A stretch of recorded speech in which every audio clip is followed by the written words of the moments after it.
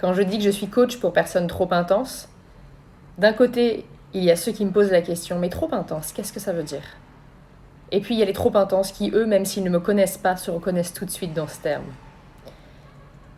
Trop intense, ce sont les personnes à qui on dit souvent « tu es trop instable, trop émotif, trop difficile à gérer, trop difficile à comprendre ou à suivre ». Le monde est trop intense pour eux, parce qu'ils ne le comprennent pas, mais vous l'aurez compris, ils sont aussi très intenses, trop intenses pour le monde.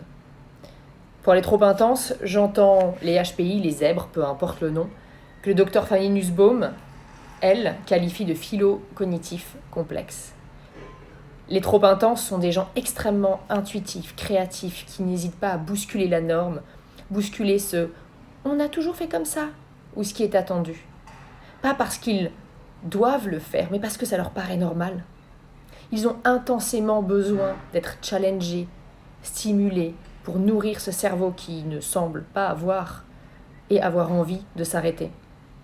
Le trop intense, c'est quelqu'un qui est intensément brillant dans un ou plusieurs domaines, mais surtout intensément nul dans d'autres. Et ça, ce paradoxe, est un peu compliqué à comprendre pour certains. Quand il s'agit des émotions, évidemment, elles sont trop intenses, elles sont envahissantes et elles prennent le pouvoir parfois.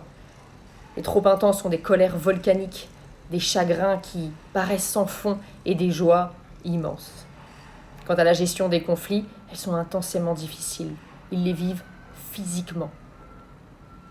Trop intense, c'est quelqu'un qui a du mal à faire semblant. Ça n'est pas possible pour lui de s'adapter sur le long terme. Ou tout simplement de faire semblant avec quelqu'un qu'il ne peut pas encadrer. Et donc les relations avec sa hiérarchie peuvent être compliquées, intensément compliquées, parce que les trop intenses ont besoin de respecter, d'admirer et d'apprendre de leur supérieur hiérarchique. Le titre, pour eux, n'a aucune valeur. Bref, vous l'aurez compris, les trop intenses ne laissent jamais indifférents. On les aime ou on les déteste intensément. Je travaille avec eux et j'aime travailler avec eux parce que je suis moi-même trop intense. Les problématiques qu'ils ont et sur lesquelles nous travaillons sont des problématiques que tout le monde a. Mais à travers leur filtre et leur prisme trop intense, ces situations deviennent difficiles à gérer par eux-mêmes. C'est une relation tendue avec son boss, la prise d'un nouveau poste, liquider sa boîte, gérer sa colère qui détruit tout sur son passage. Bref, j'espère avoir été plus claire sur ce terme trop intense. Si vous vous êtes reconnu et que vous souhaitez en parler, n'hésitez pas à me contacter. À bientôt.